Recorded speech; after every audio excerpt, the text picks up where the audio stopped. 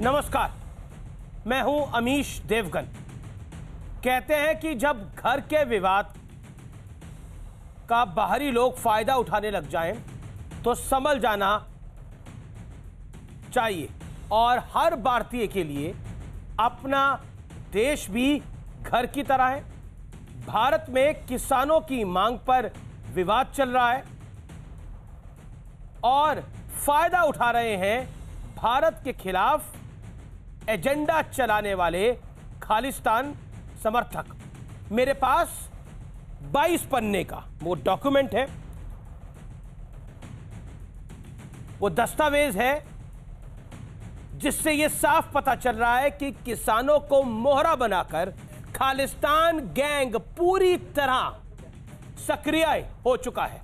लेकिन इसके बावजूद अपने देश में कुछ लोग आंदोलन की आग में घी डाल रहे हैं।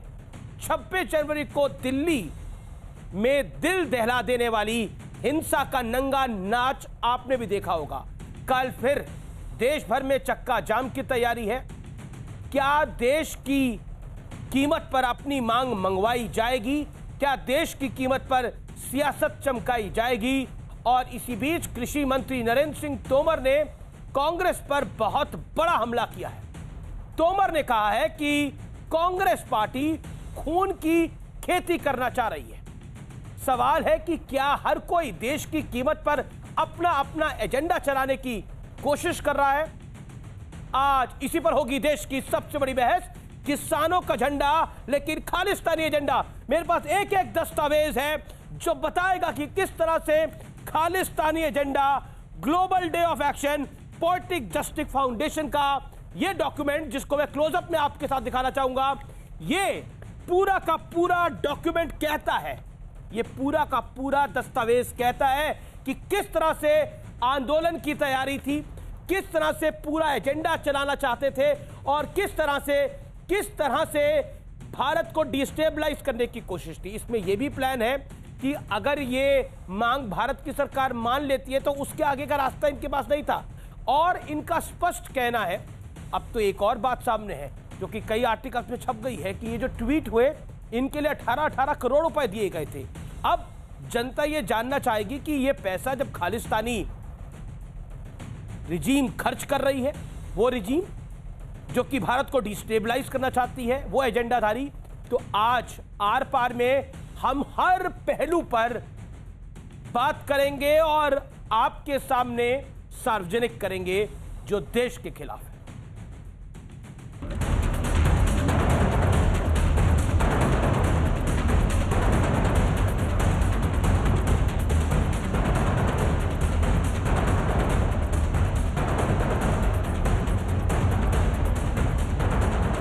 26 जनवरी की शर्मनाक हिंसा के बाद कल फिर किसान संगठनों की तरफ से चक्का जाम की तैयारी चल रही।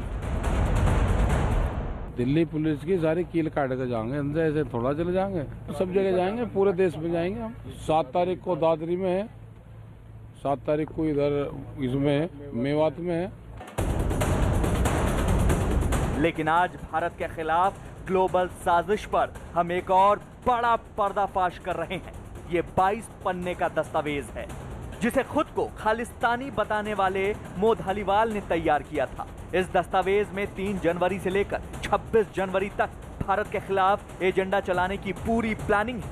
ग्लोबल एक्शन डे नाम के इस दस्तावेज में लिखा है 3 जनवरी को प्लानिंग और मीटिंग, 8 जनवरी को टैगलाइन #फाइनल, 10 जनवरी को सोशल मीडिया के लिए मैसेज तैयार, 20 जनवरी को कैंपेन मटेरियल तैयार, 26 जनवरी को प्रदर्शन का दिन। भारत विरोधी मो धालीवाल का एक वीडियो भी सामने आया है। यह वीडियो 26 जनवरी का है, जब धालीवाल कनाडा में भारतीय कॉन्सुलेट के बाहर भारत विरोधी जहर उगल रहा था। धालीवाल कह रहा था कि अगर तीनों कानून वापस ले भी लिए जाएं, तो ये उसकी जीत नहीं, बल्कि ये खालिस्तान की लड़ाई की शुरुआत होगी। If the farm bills get repealed tomorrow, that is not a victory. If anybody tells you that this battle is going to end with the repeal of the farm bills, that is because they're trying to drain energy from this movement. They're trying to tell you that you are separate from Punjab and that you are separate from the Khalistan movement. You are not. यानी अब यह खुलकर सामने आ चुका है कि किसानों को मोहरा बनाकर खालिस्तानी एजेंडा चलाने की साजिश हो रही है। उधर संसद में आज कृषि मंत्री नरेंद्र तोमर ने कांग्रेस पर जोरदार प्रहार किया। दुनिया जानती है पानी से खेती होती है, खून से खेती सिर्फ कांग्रेस ही कर सकती है। भारतीय जनता पार्टी खून से खेती नहीं कर सकती। लेकिन बड़ा मुद्दा यह है कि सारी साजिश का खुलासा होने के बावजूद अपने देश में प्रदर्शन की आग में घी क्यों डाला जा रहा है? क्या देश की कीमत पर अपना अपना एजेंडा चलाने की कोशिश होगी? और सवाल यह भी कि क्या 26 जनवरी के बाद 6 फरवरी को लेकर भी देश को सुलगाने की कोई गहरी साजिश रची जा रही थी? आज इसी पर होगी देश की सबसे बड़ी बहस, किसानों का झंडा, खालिस्तानी एजेंडा। और अब इस दस्तावेज का जो मेरे हाथ में है, इसका मैं आपको एक छोटा सा विश्लेषण दिखाऊंगा जो आपको समझाएगा कि किस तरह से स्थिति और परिस्थिति को अनुकूल बनाने का बड़ा प्रयास हुआ। और अब आइए नजर डालते हैं खालिस्तान प्लान क्या था। सुनिए पहले, कमजोरी, स्ट्रेंथ क्या है, यह बात हुई। पहले कमजोरी की मैं बात करता हूं। संगठन, सूचना, संसाधन, कानून वापसी के बाद रोड मैप नहीं। यानी कानून वापसी अगर हो जाता है तो उसके बाद कोई रोड मैप नहीं है। जब सरकार ने बोल दिया कि हम रिपील करने जा रहे हैं, तभी ये लोग नहीं माने। आगे बढ़ता हूं मैं। खतरा, भारत सरकार, प्रशासन की सख्ती और मीडिया की पहुंच। इसमें कहा गया कि ये जो मीडिया है, इसको गोदी मीडिया कह के एड्रेस किया गया कि इनकी पहुंच बड़ी है। जो आप टर्म सुनते हैं ना, ये गोदी मीडिया, ये टर्म भारत विरोधियों की टर्म है। जो भारत के खिलाफ काम करना चाहते हैं वो इसको गोदी मीडिया कहते हैं। मैं आपको दस्तावेज में बकायदा आज दिखाऊंगा कि ये टर्म इजाद कहां से हुई है। ये टर्म भारत विरोधियों की टर्म है, जिसका इस्तेमाल अक्सर आप नेताओं को करते हुए देखते हैं। आप ट्विटर पर, सोशल मीडिया पर, फेसबुक पे अक्सर आप सुनते होंगे। मैं अपने कैमरामैन से कहूंगा कि वो इस समय क्लोजअप ले और उस क्लोजअप के दायरे से आपको जरूर इस दस्तावेज को दिखाए, क्योंकि आप तक ये दस्तावेज आज पहुंचना बेहद जरूरी है। गोदी मीडिया पर आप भी अपनी राय को आज ट्वीट करिएगा, मैं चाहता हूं, क्योंकि इसके अंदर क्लियर कट लिखा हुआ है GOI इंटरफेरेंस। इसमें एक और चीज है, आप देखिए, स्टेट वायलेंस। हमने हिंदी में इसका अनुवाद किया है प्रशासन की सख्ती। इसका मतलब क्या है? इसका मतलब यह है कि हमारी तरफ से जब एजिटेशन होगा तो प्रशासन की सख्ती होगी, और अगर वो गोली चला दे तो ये इनके लिए बिल्कुल, इसलिए बार बार गोली चलाने की बात हो रही थी कि गोली चलाइए। ये गोली चलती तो ये वायलेंस बहुत बढ़ जाती। इसलिए सलाम है दिल्ली पुलिस को, जिसने उस दिन सब कुछ सहते हुए, तलवारें सहते हुए, लाठियां सहते हुए गोली नहीं चलाई। ये सब कुछ प्लान था। आपको लग रहा होगा ये अचानक हो रहा है, लेकिन कुछ भी अचानक नहीं था। आपको लग रहा होगा ये सब कुछ अचानक किसान गुस्से में आ गए, लगता है किसानों के साथ कुछ ज्यादती हो गई, लेकिन कुछ भी अचानक नहीं था। सब कुछ प्लान था। ये टूल किट बकायदा सार्वजनिक करी गई है और इसी टूल किट के मुताबिक ये पूरा ऑपरेशन चला है। अब मैं आपको क्लोजअप में दिखाता हूं कि कहां लिखा है GOI interference, state violence, threats के अंदर, और ब्रॉड रीच ऑफ गोदी मीडिया। आइए, अगर आप क्लोजअप में देख पा रहे हैं तो इसकी आप पिक्चर ले सकते हैं। ब्रॉड रीच ऑफ गोदी मीडिया अगर आपको दिख पा रहा है, मैं थोड़ा और करीब लेके जाता हूं। ये देखिए, ये जो लास्ट लाइन है, ये है ब्रॉड रीच ऑफ गोदी मीडिया। ऊपर स्टेट वायलेंस, ये लोग स्टेट वायलेंस चाहते थे। थ्रेट्स में 3 नंबर और 2 नंबर, उससे पहले 1 नंबर है GOI इंटरफेरेंस। यानी कुल मिलाकर सब कुछ प्लान था, सब कुछ सेट करा हुआ था कि कैसे करना है। मैं बढ़ता हूं आगे। उद्देश्य क्या था? उद्देश्य यह था किसान कानूनों की वापसी, उद्योग घरानों और मीडिया की बदनामी। इसके अंदर भारत के बड़े भारतीय उद्योग घरानों की इतनी बदनामी करनी चाहिए जिससे उनको इंटरनेशनली नुकसान हो, उनके साथ कोई जुड़े ना। यह पूरा प्लान था भारत को बदनाम करने का, भारत को डिस्टेबलाइज करने का। योगा और चाय वाली छवि का नुकसान, जो लगातार मैं कल से आपको जानकारी दे रहा हूं। चुनौतियां, आइए अब मैं चुनौतियों पर आता हूं। चुनौतियां बहुत दिलचस्प हैं और ये बड़े प्लान को एक्सपोज करती हैं। व्यूअर्स, आप हैरान हो जाएंगे, आपके पैरों के तले से जमीन निकल जाएगी। जो चुनौतियां इन्होंने रखी, प्रदर्शन की वजह समझने की में मुश्किल। भारतीय मुद्दा बाहर प्रभावी होगा या नहीं, पता नहीं कौन कौन नेता मैदान में है। यह लड़ाई जीतना युद्ध की तरफ एक कदम है, यानी ये अगर कानून वापस भी हो गए तो यह लड़ाई जीतना युद्ध की तरफ अभी एक कदम है, अभी कई कदम बाकी है। आप सोचिए बड़ा प्लान क्या था। पोएटिक जस्टिस फाउंडेशन का यह दस्तावेज बहुत कुछ कहता है। और रिव्यूअर्स, आपको एक और चीज बताना चाहता हूं जो कि बहुत ज्यादा संवेदनशील है। वो संवेदनशील इसलिए है कि इनका पूरा मूवमेंट जो है वो किसान चला रहे थे, लेकिन किसानों के पीछे एजेंडा खालिस्तानी था। यह बात इस दस्तावेज से सामने आ रही है। और जिस तरह के ट्वीट हुए और जिस तरह से कई आर्टिकल छपे हैं, 18 करोड़ रुपए में वो ट्वीट हुए और बिल्कुल स्क्रिप्ट लिखी गई थी, लेकिन गलती से किसी ने, जैसे कहा जाता है ना, प्लान को एक्सपोज कर दिया, गलती से उस पूरी स्क्रिप्ट को ही ट्वीट कर दिया, तो ये सब कुछ सामने आ गया।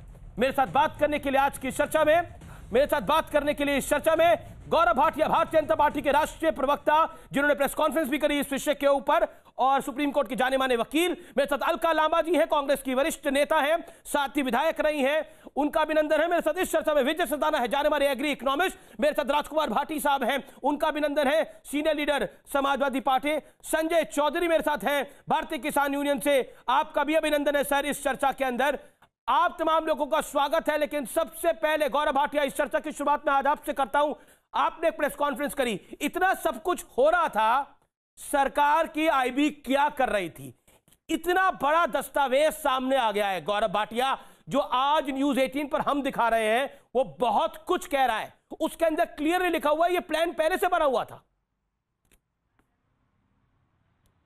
अमीर जी देखिए, आपने क्योंकि पहला सवाल सरकार से पूछा, आईबी के बारे में पूछा, तो मैं एक बात बता दूं, बहुत सी जानकारी सरकार आईबी रॉ के पास होती है, लेकिन वो सार्वजनिक नहीं करी जाती है और उस पर कार्रवाई हो जाती है, पता नहीं चलता है। और हमारा देश इतना मजबूत है कि ऐसी ग्रेटा, रिहाना, खलीफा, इन सब को एक साथ जोड़ भी दीजिए तो ये बाका नहीं कर सकती हमारे देश को, और इनको हम ठीक कर देंगे। गौरव जी, आपको मैं रोकना चाहूंगा, मुझे 10 सेकंड की एक बात। आपने बोला ये ग्रेटा, रिहाना, मियां खलीफा कुछ नहीं कर सकती, लेकिन उस दिन जो करना चाहे, 26 जनवरी को जो कुछ ये गैंग करना चाह रहा था, वो कर गया, हाँ या ना? नहीं, मैं बताता हूं। देखिए, आपने बिल्कुल उचित बात उठाई। इस पूरे डोजियर का एक बहुत बड़ा संदर्भ है। संदर्भ क्या है? वो कहते हैं इस पूरे आंदोलन की कमजोरी ये है कि अगर 3 कानून वापस भी हो जाए अमीर जी, तो भी आंदोलन जारी कैसे रहेगा? इसका मतलब अंतर्राष्ट्रीय शक्तियां हैं और कहीं ना कहीं जो भारत में अराजक तत्व हैं, जो गैर विरोधी, हमारे गैर भारत का विरोध करते हैं, उनसे उनको बल मिलता है। और इसीलिए हमारे लिए ये अच्छा हुआ कि ग्रेटा थनबर्ग के ट्वीट में ये टूल किट नहीं है, ये अराजकता और दंगे की स्कूल किट थी, और वो निकल आई और हमें पता चला किस तरह से साजिश हो रही है। दूसरी बात जो बहुत अहम है कि आज बड़ा दुख होता है कि विपक्ष इतना कमजोर हो गया है कि उसको बैसाखियों की जरूरत पड़ रही है, उस ग्रेटा की, उस रिहाना की, जो केवल और केवल खेती ही करती आई। आप कभी बात करिएगा, रिहाना ने जो कद्दू लौकी उगाए हैं वो पूरे विश्व में उदाहरण बने हैं। और मियां खलीफा मतलब इतनी बड़ी किसान है, 2 बार तो उनको एग्रीकल्चर अवार्ड मिला है। और सबसे बात है बड़ी कि विपक्ष को आज बैसाखियां चाहिए मियां खलीफा और ग्रेटा थनबर्ग की। और ग्रेटा थनबर्ग पे एक बात और कह दूं, ज्यादा पंगा लेंगी तो ग्रेटा का जी निकाल के सी लगा देंगे, क्रेटा बन जाएंगी, जो गाड़ी हमारी रोड पे घूमती है। इस तरह की बातें, और हमें सर्टिफिकेट देना शोभा नहीं देता। भारत को कोई अंतरराष्ट्रीय सर्टिफिकेट नहीं चाहिए कि हमारा लोकतंत्र कितना मजबूत। आपने विस्तार पूर्वक अपनी बात को रखा। अब मैं अलका जी का रुख करता हूं। अलका जी, आज कृषि मंत्री नरेंद्र सिंह तोमर ने आरोप लगाया कि पानी से खेती होती है, लेकिन कांग्रेस तो खून की खेती करती है। इसका पलटवार हालांकि राज्यसभा में दिया गया, लेकिन आप क्या कहना चाहती हैं? और जो डोजियर सार्वजनिक हुआ है वो बहुत कुछ कह रहा है, उसमें यह भी बताया गया कि क्या कुछ चीजें हो चुकी हैं और क्या आगे करना है। यानी इस पूरे आंदोलन के पीछे एक बड़ी मंशा है, वो एक्सपोज हो रही है। धन्यवाद अमीश जी। अमीश जी, आपके कार्यक्रम का शीर्षक है किसानों का झंडा खालिस्तानी एजेंडा। मैं इसको बदल कर कहूंगी पूंजीपति मित्रों का एजेंडा सरकार का है कंधा। अब आपको आगे बताती हूं, जो नरेंद्र जी कह रहे हैं, नरेंद्र तोमर जी, कि किसान की खून की खेती, हमने तो कहा था खेती का खून कर रही है किसानों का केंद्र की मोदी सरकार। 70,000 7 साल में 70,000 किसान मजदूरों ने आत्महत्याएं की है। मैंने नहीं कहा, नेशनल क्राइम रिकॉर्ड ब्यूरो के आंकड़े बताते हैं 70,000 किसान मजदूरों ने आत्महत्या की है। अब आपके डोजियर पे ऊपर आती हूं, मुझे कोई शक नहीं है उसके ऊपर, बिल्कुल आप बिल्कुल सबूतों के साथ अपने इस कार्यक्रम में जिम्मेदारी के साथ बात कर रहे होंगे, पर मैंने ट्वीट किया है आप ही का खुलासा। हाथरस में भी एक देशद्रोही दंगे करने की साजिश हुई थी, 100 करोड़ की फंडिंग हुई थी, 50 करोड़ मॉरिशस से किसी के खाते में भी आ गया था। कहां है? सुप्रीम कोर्ट ने जब पूछा था ना हाथरस मामले में वहां की सरकार को, ये 100 करोड़ कहां है, ये 50 करोड़ किसके खाते में आया है, वो साबित नहीं कर पाए। उन्होंने कहा हमें मालूम ही नहीं है, ऐसे ही मुख्यमंत्री जी ने कह दिया होगा। आप समझ रहे हैं? तो ये 18 करोड़ 15 करोड़, मैं तो कहती हूं आपके पास सबूत है। लेकिन लास्ट लाइन किसानों के लिए कहना चाहूंगी, जिसे खालिस्तानी आतंकी और नक्सली बताया जा रहा है, किसान खेत में मरता है, किसान का बेटा फौज में, नेता देश में ऐश करता है और उसका बेटा विदेश में। सवाल किसान से, उस नेता से नहीं कि क्या मजबूरी थी तालेबंदी का फायदा उठा के चोर दरवाजे से पूंजीपति मित्रों द्वारा ये बनाया गया कानून, वो इस डोजियर के अंदर है कि डोजियर के अंदर है कि भारत के कॉर्पोरेट्स को अटैक करना है, भारत की मीडिया को अटैक करना है। लेकिन आपने अपनी बात को स्पष्टता से रखा और आपको ने भी विस्तार पूर्वक रखा। लेकिन आपको इस डोजियर पे आप अपनी बात रख सकती हैं, इसमें कोई बात नहीं है। लेकिन अब मैं आपको एक बाइट सुनवाना चाहता हूं, और वो 26 तारीख को भारतीय काउंसिलेट के आगे क्या कह रहा था, ये आप खुद सुनिए और निर्णय करिए। वो बाइट मैं प्ले करता हूं, आइए। मो धालीवाल, जो इस पूरे घटनाक्रम का मास्टरमाइंड माना जा रहा है, वो क्या कह रहा था भारतीय दूतावास के बाहर, आइए सुनिए जरा मो धालीवाल की जबानी। If the farm bills get repealed tomorrow, that is not a victory. If anybody tells you that this battle is going to end with the repeal of the farm bills, that is because they're trying to drain energy from this movement. They're trying to tell you that you are separate from Punjab and that you are separate from the Khalistan movement. You are not. और याद करिए, Khalistan plan का जब मैं विश्लेषण कर रहा था, तब मैंने चुनौतियों में आखिरी पॉइंट क्या बोला था, यह लड़ाई जीतना युद्ध की तरफ एक कदम नहीं है। और यही बात 26 जनवरी को बोली गई। ये कानून अगर रिपील भी हो जाते हैं तो ये जंग अभी जारी रखनी पड़ेगी हमें। मो धालीवाल इस पूरे घटनाक्रम का मास्टरमाइंड माना जा रहा है, और ये डोजियर भी उसी ने तैयार कराया है, ये ट्वीट्स भी उसी ने कराए हैं, ये इंटरनेशनल साजिश है। बोलिए अब इसके ऊपर आप मो धालीवाल के बयान पे क्या कहती हैं, बोलिए अलका जी। मैं ये कह रही हूं, जो सरकार अपने ही देश में 10 दिन से दीप सिद्धू को नहीं पकड़ पा रही, उस सरकार से मैं क्या उम्मीद करूं कि विदेश में बैठे इस धालीवाल पे कोई कार्रवाई भी वो कर पाएगी। जो देश के अंदर ही 10 दिन से दीप सिद्धू को पूरा गृह मंत्रालय पुलिस नहीं ढूंढ पा रही, अगर उसको ढूंढ पाते तो थोड़ी उम्मीद आती। ये जो आप खुलासे कर रहे हैं, सरकार से कुछ उम्मीद की जाती, पर सरकार तो बिल्कुल जो है मुद्दे से भटकाना चाह रही है। वरना ये 3 कानूनों पर संसद में चर्चा करवाकर इन सब चीजों पर पूर्ण विराम लगा सकती है, पर नियत संसद में तो चर्चा हो ही रही है। भटकाने से लाभ नहीं हो रहा। गौरव भाटिया, अभी तक आप दीप सिद्धू को नहीं पकड़ पाए तो मो धालीवाल तक की तो दूर की बात है, ये तो जायज बात है।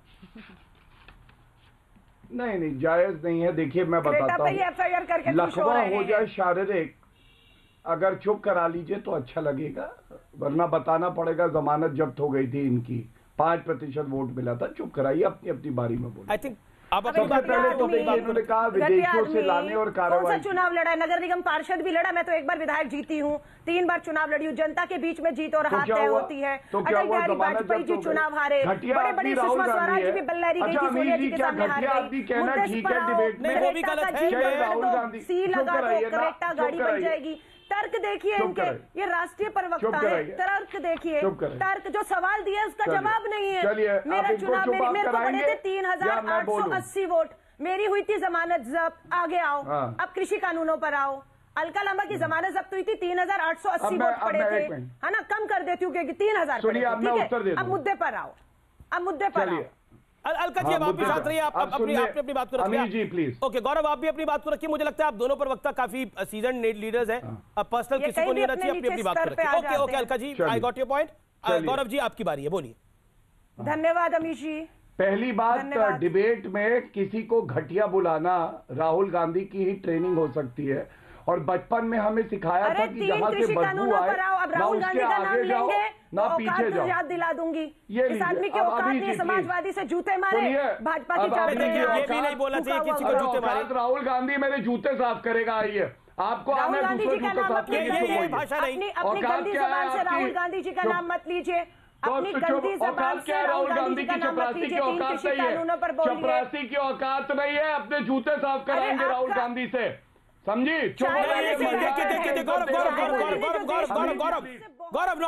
गौरव देखिए, किसी से आप जूते साफ कराएंगे, मुझे लगता है ये बहुत ही गलत बयान है। मुझे लगता है कि आप जैसे शालीन आदमी को इस तरह का बयान सूट नहीं करता। मुझे लगता है आपको वापस लेना चाहिए, और आप भी इस तरह की बातें अलका जी ना करिए। मुझे लगता है कि ये हम इस बहस को करने आए हैं, हम इस बहस में ओछापन अगर करेंगे तो मेरा निवेदन है कोई फायदा नहीं है। मैं हम्बल रिक्वेस्ट आप दोनों से, इस डिबेट को भटकाया किसने? अच्छा पर देखिए, एक मिनट अमीश जी, अब मेरे को अपना समय मिलेगा। बिल्कुल आपको मिलेगा, लेकिन मेरा निवेदन गौरव मेरा आपसे निवेदन रहेगा कि आपने बोला कि जूते साहब, मुझे लगता है कि ये सार्वजनिक भाषा मंच पर इस तरह की भाषा का इस्तेमाल नहीं करना चाहिए। ये मेरा मानना है, मेरा कार्यक्रम है, मैं इसको बड़ा रिलीजियसली फॉलो करता हूँ किसी पॉलिटिकल पार्टी के साथ। आप अपनी बात को रखिए, लेकिन ओके अलका जी, आपको भी घटिया नहीं बोलना चाहिए था, आपने अपनी बात को रख लिया। ओके बोलिए गौरव भाटिया। चलिए, सबसे पहले जब कांग्रेस की प्रवक्ता बोली, पता नहीं क्या बोलूंगी, औकात में इसको रखना आता है मुझे। चलिए, औकात इनकी है क्या, बताइए क्या औकात है इनकी? सड़ी गली जमानत जब तो औकात करी, कहां से पकड़ के लाते हैं बताइए? कौन है? अरे छोड़िए अमीर जी, आप एंकर अगर कंट्रोल कर पाए, अरे छोड़िए जमानत के जिस भी चुनाव में लड़े। मैं यहाँ पर किसी की औकात डिसाइड करने के लिए नहीं बैठा हुआ। मेरा आप दोनों से निवेदन है, भाषा को संयम रखिए, भाषा का अपनी बात को रखिए। आप अपनी पार्टी, इतनी बड़ी पार्टी को रिप्रेजेंट कर रहे हैं, मुझे नहीं लगता कि भाषा के स्तर को इतना नीचे जाना चाहिए। मैं बहुत ही अफसोस अपने व्यूअर्स के लिए फील कर रहा हूं जो इसको सुन रहे हैं। मैं 40 सेकंड गौरव भाटिया आपको दे रहा हूं, फिर मैं बाकी पे मूव कर रहा हूं। अब अपनी बात को रखिए, लेकिन आप भी किसी पे पर्सनल नहीं होंगे, मेरा निवेदन स्वीकार करिए। बोलिए गौरव। देखिए अमीश जी, अब मैं कोई पर्सनल होने नहीं आया हूं, ना ही हमें सिखाया जाता है पार्टी में। सबसे पहले जब कांग्रेस की प्रवक्ता बोली तो मैं बीच में नहीं बोला, सारे दर्शक ये देख रहे हैं। दूसरी बात, कांग्रेस की प्रवक्ता ने घटिया आदमी कहा, तब मैंने कहा जो भी कहा, और वो मैं अभी भी कहता हूं, वो बिल्कुल सत्य बात है। उपनाम हटाइए, चपरासी की नौकरी कोई नहीं देगा राहुल गांधी को। अब मैं चर्चा पे आता हूं।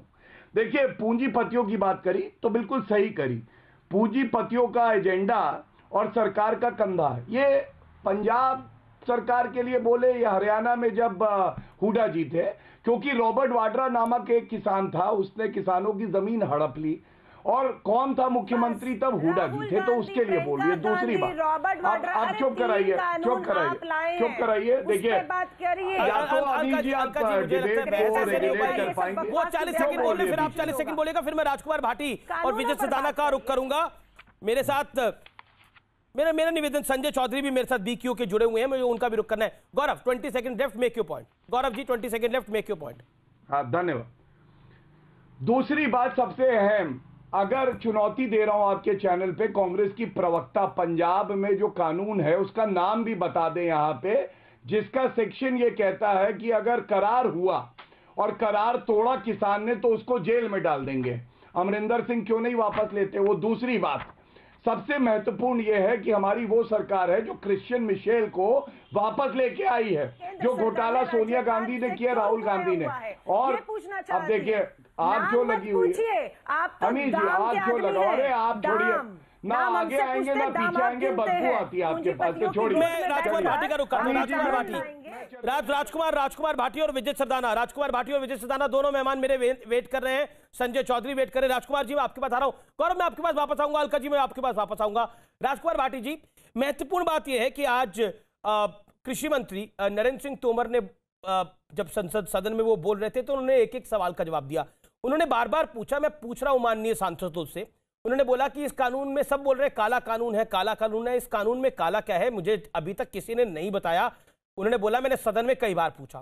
फिर उन्होंने बोला कि देखिए, जो कह रहे हैं कि हम खून की खेती कर रहे हैं, असल में खून की खेती कौन करता है वो सब जानते हैं, वो कांग्रेस का कॉपीराइट है।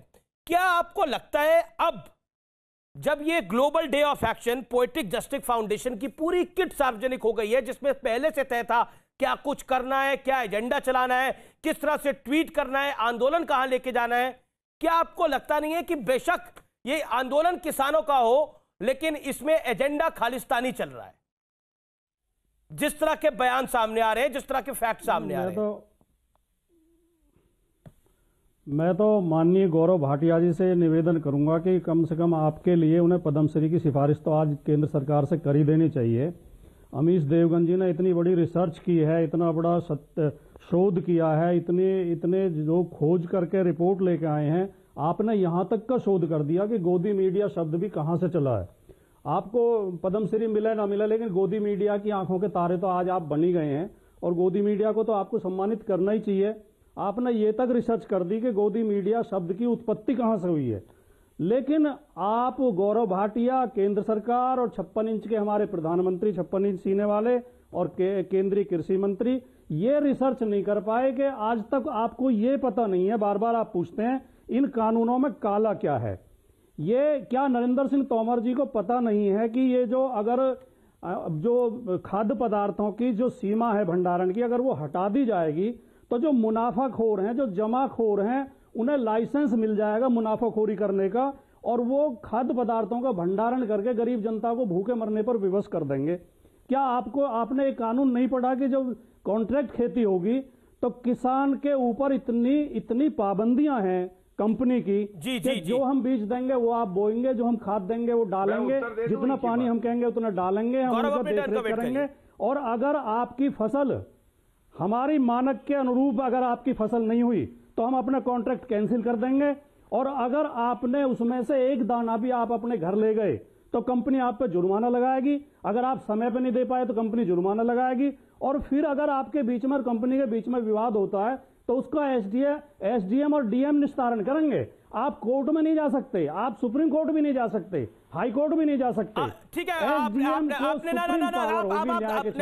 अपनी बात को रखा, लेकिन आपको मैं बताता हूं, किसान के पास पूरा राइट है, पूरा अधिकार है। जो कानून मैंने पढ़ा, अगर आपने कानून पढ़ा होगा तो आपको भी शायद जानकारी होगी। पॉइंट नंबर 2, रुकिए। आपने बोला ये तो दस्तावेज है ना, मैं भी आपको ये कागज मैं भी आपको एक कागज दिखाता हूं। ये तो दस्तावेज को आप कह रहे हैं कि आपने इजाद कर दिया, भारत की सरकार को आपको पद्मश्री देना चाहिए, पद्म भूषण देना चाहिए। मुझे नहीं पता भारत की सरकार को मुझे क्या देना चाहिए, क्या नहीं देना चाहिए, लेकिन आपको थोड़ा ज्ञान मैं आज दे देता हूं।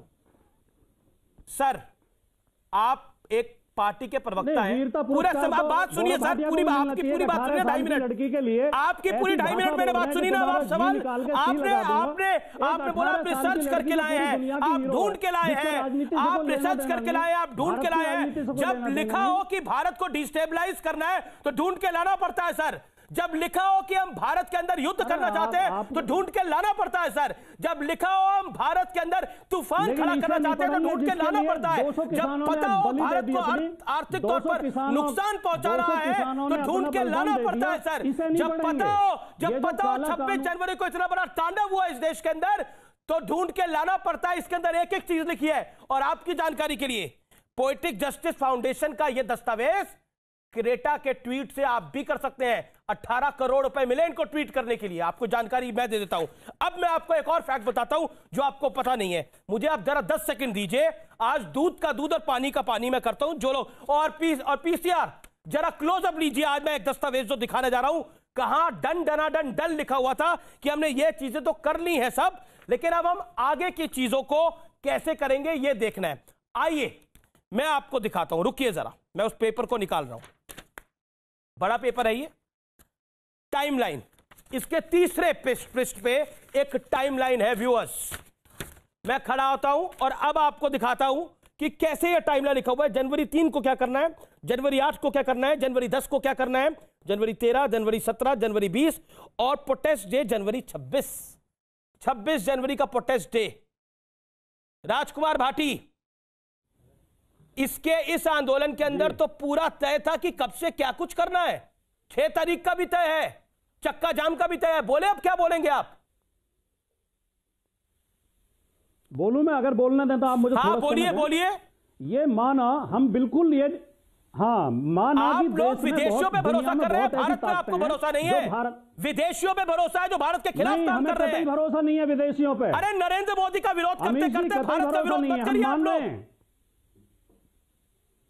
आप केवल अपनी बात कहते रहेंगे, मेरी बात भी सुन बोलिए लीजिए। सर, बोलिए, आपकी हम बात मान सुन रहे हैं कि दुनिया में ऐसी ताकतें बहुत हैं जो भारत का नुकसान चाहती हैं, लेकिन ये कानून तो भारत के 56 इंच सीने वाले प्रधानमंत्री ने बनाया है। 170 किसानों की शहादत तो इस सरकार की तानाशाही की वजह से हुई है। ये सरकार क्यों नहीं अपने अन्नदाताओं की आवाज सुनती? सरकार का काम होता है जनता की राह के कांटे साफ करना। आप कीले बो रहे हैं लोगों के रास्ते में, आप कांटे बो रहे हैं, कांटेदार तार लगा रहे हैं, आप स्टील के डंडे लेके आए किसानों को पिटवाने के लिए। ठीक है, गौरव भाटिया, विजय सिधाना मैं आपको रुक करूंगा। Gaurav Bhatia, you reply. इन बातों पे कभी प्रश्न नहीं पूछेंगे आप। धन्यवाद।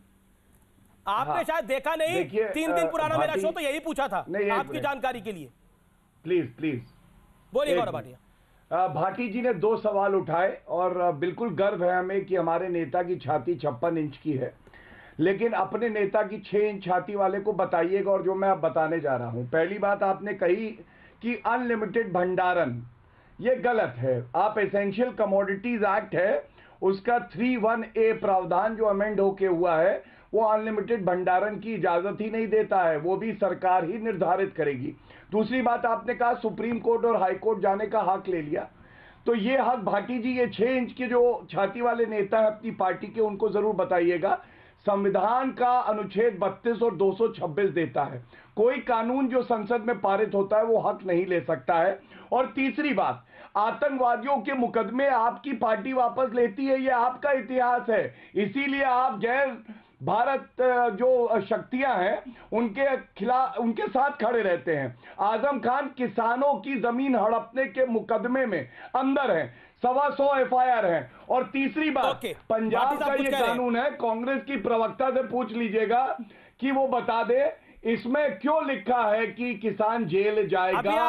और कांग्रेस से पूछे, आपने निर्णय लेना। गौरव, ओके, पहले भाटी साहब 30 सेकंड, फिर मैं विजय सिधाना का रुख करूंगा। मैं अलका जी, मैं आपके बताऊंगा, मेरे 2 मेहमान अभी तक आए भी नहीं है। भाटी साहब 30 second, reply to Gaurav Bhatia. धन्यवाद।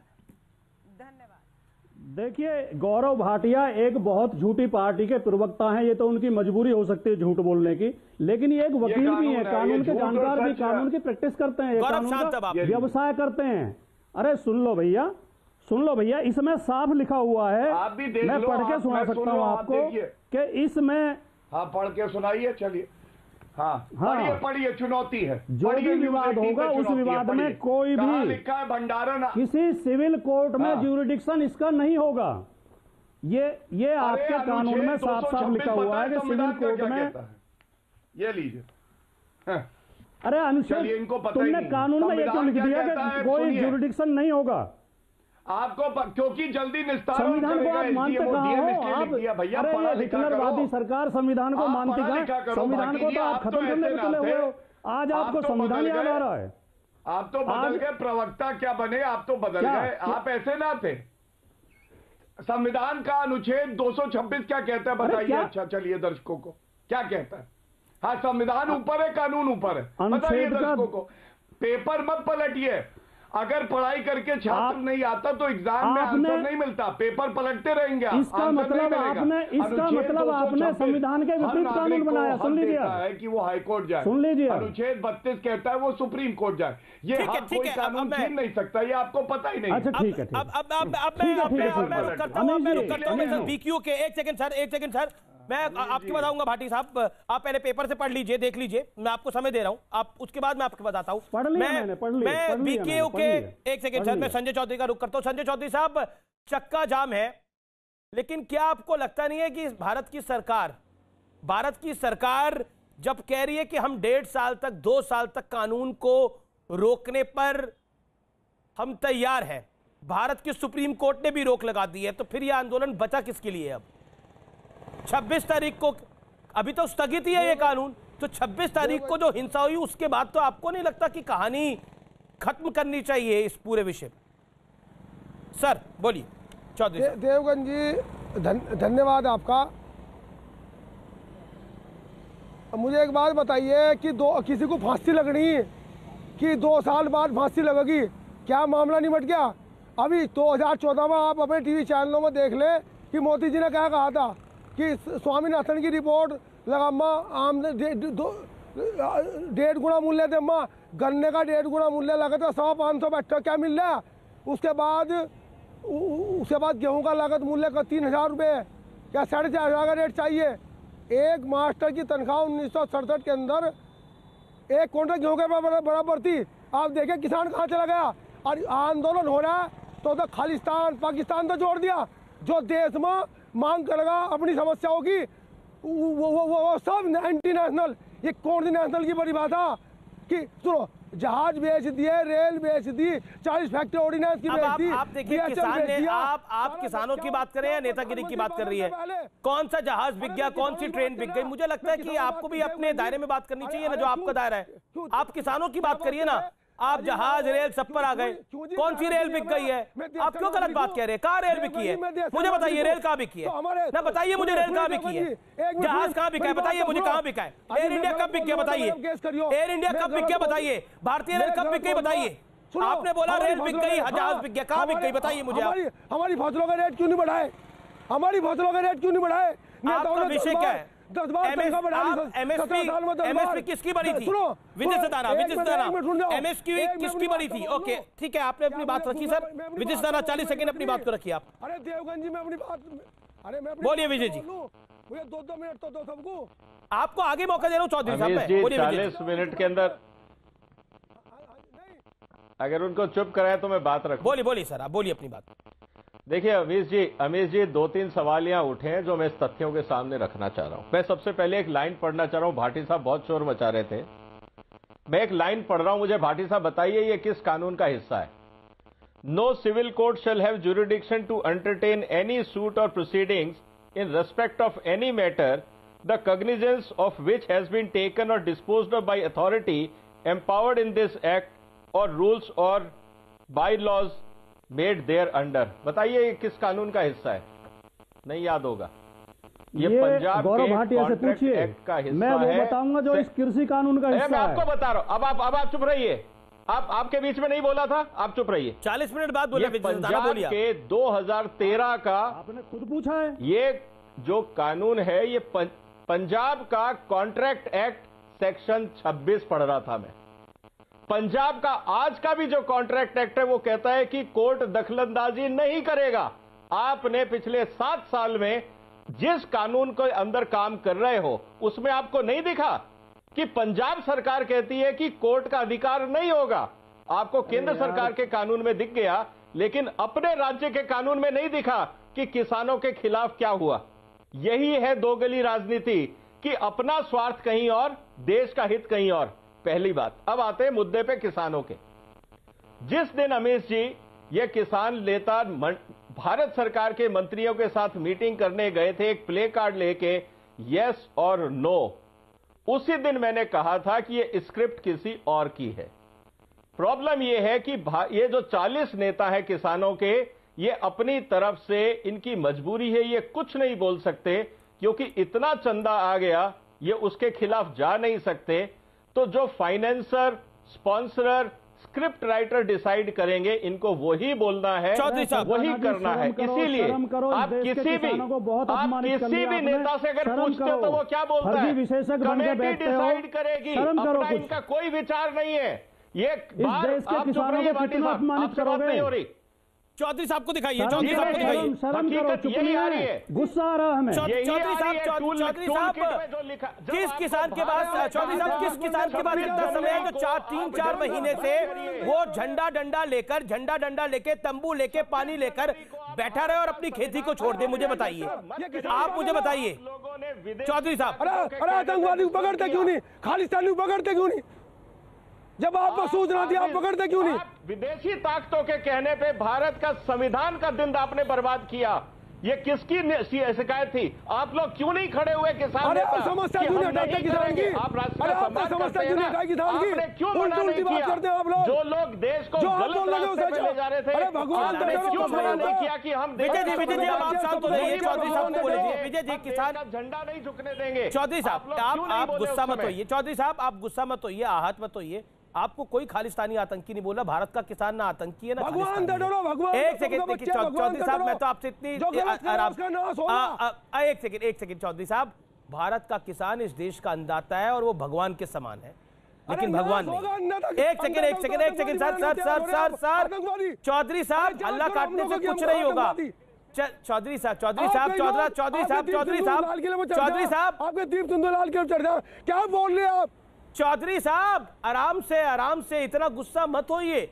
आपको किसी ने खालिस्तानी आतंकी नहीं बोला। अरे देश को मेरी हम आतंकवादी, आप 30 सेकंड बोल लीजिए और बोल लीजिए, मैं रुक जाता हूं। कह दो आतंकवादियों मत जाओ, यही कह दो भाजपा के लोग गांव में मत जाओ। अब मैं बोलूं चौधरी साहब? वहां आतंकवादी हाँ किसान। चौधरी साहब अब आप, मैं बोलूं अमीश देवगन, मैं बोल रहा हूं, मैं अपनी बात को रखूं चौधरी साहब, अगर आप बोले तो। आपको बड़ा सम्मान आपका ये देश करता है। किसान इस देश का अन्नदाता भी है, भगवान में किसान को भगवान के समान है, लेकिन भगवान नहीं। मैं आपसे एक बड़ा सरल सवाल पूछ रहा हूं और मुझे उम्मीद है कि आप इसका जवाब देंगे। ये पूरा आंदोलन कानून की वापसी के लिए है।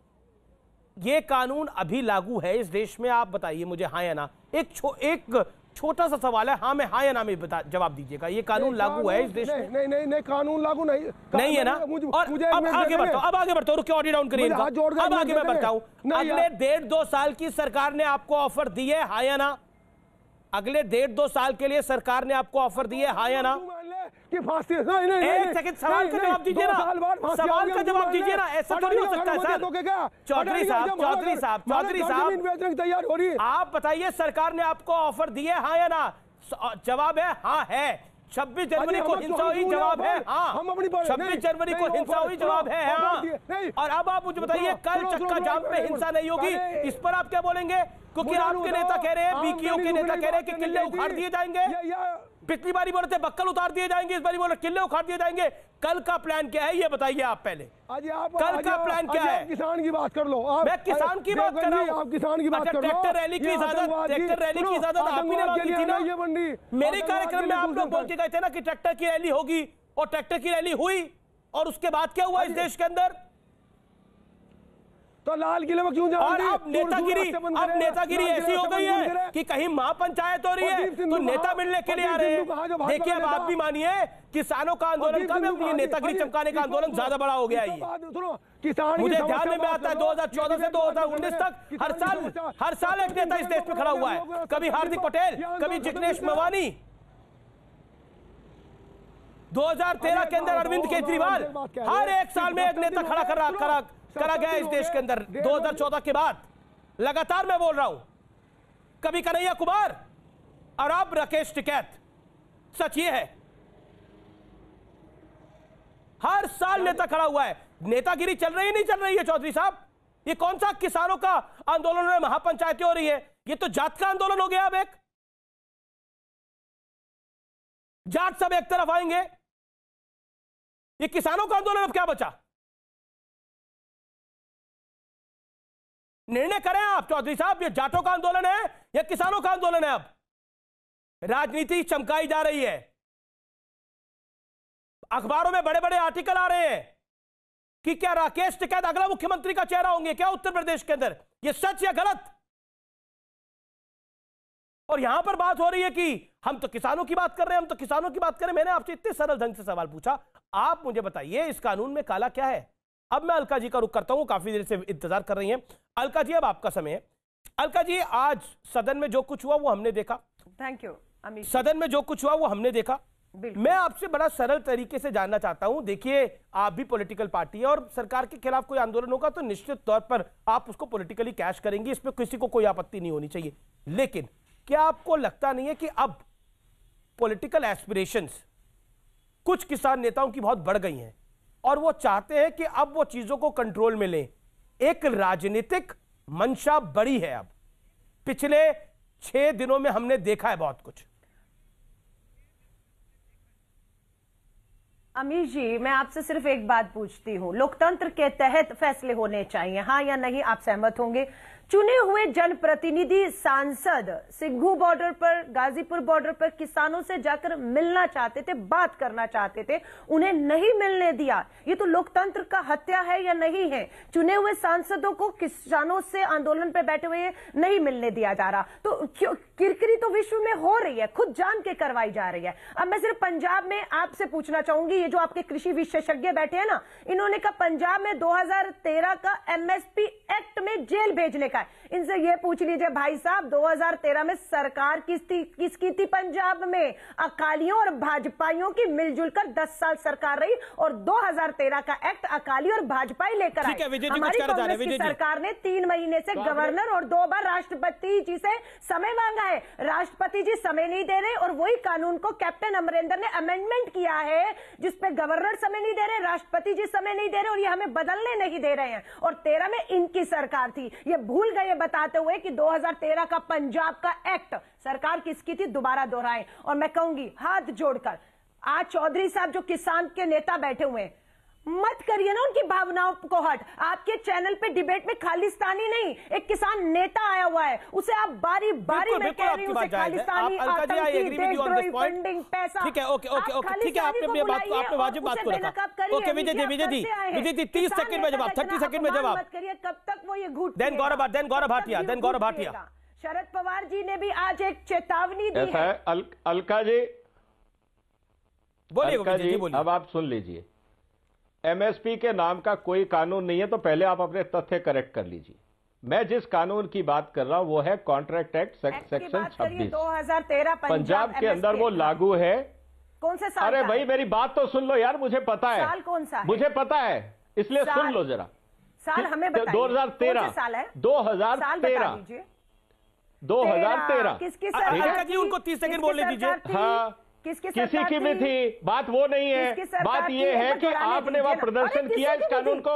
शोर मत मचाइए, बात पूरी बात सुनिए, पूरी बात सुनिए, पूरी बात सुनिए। पकड़ी गई। अरे भाई चोरी क्या गई? आप तो चुप थे। 2013 में आपने क्यों नहीं प्रदर्शन किया? पंजाब में 2013 में आप ऐसा बताइए, आज आपको याद आया। ब्रेक के लिए रुकता हूं विजय जी, मैं आपको आगे मौका दूंगा। गौरव मैं आपके पास भी ब्रेक के बाद आऊंगा। आप देख रहे हैं आर पार, मैं ब्रेक के बाद हाजिर होता हूं।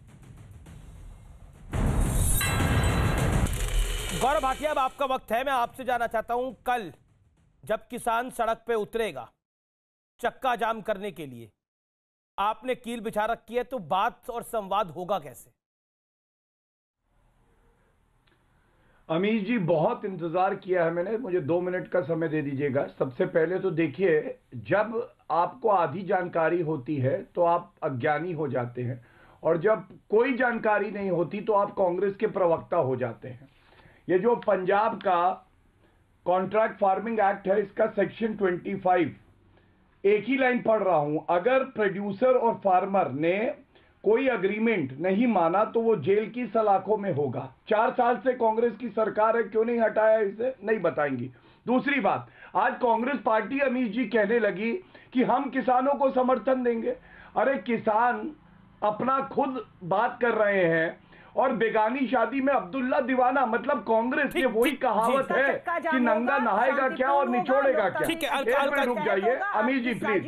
गौरव समय नहीं है, मेरे पास समय नहीं है। अलका जी 15 सेकंड। गौरव मैं आपको दोबारा आऊंगा। अभी एक आपसे सवाल होगा ना अलका जी का। अलका जी 15 सेकंड। किसानों द्वारा उनके लोकतांत्रिक अधिकारों का कल जो चक्का जाम की घोषणा की है, मैं सारे देश के लोगों को कहूंगी शांतिपूर्ण तरीकों से लोकतांत्रिक संवैधानिक अधिकार का इस्तेमाल करते हुए इनका समर्थन करिए और देश की सरकार को दिखाते रहिए। ठीक है, राजकुमार भाटी, मैं आपसे जानना चाहता हूं, देखिए ये आंदोलन तो किसानों का था, लेकिन इस पे खालिस्तानी मूवमेंट चलाने का एक बड़ा प्रयास हुआ जो इस दस्तावेज में सामने आ रहा है। क्या आपको लगता नहीं है कि एंटी इंडिया एलिमेंट्स इसका फायदा उठा रहे हैं?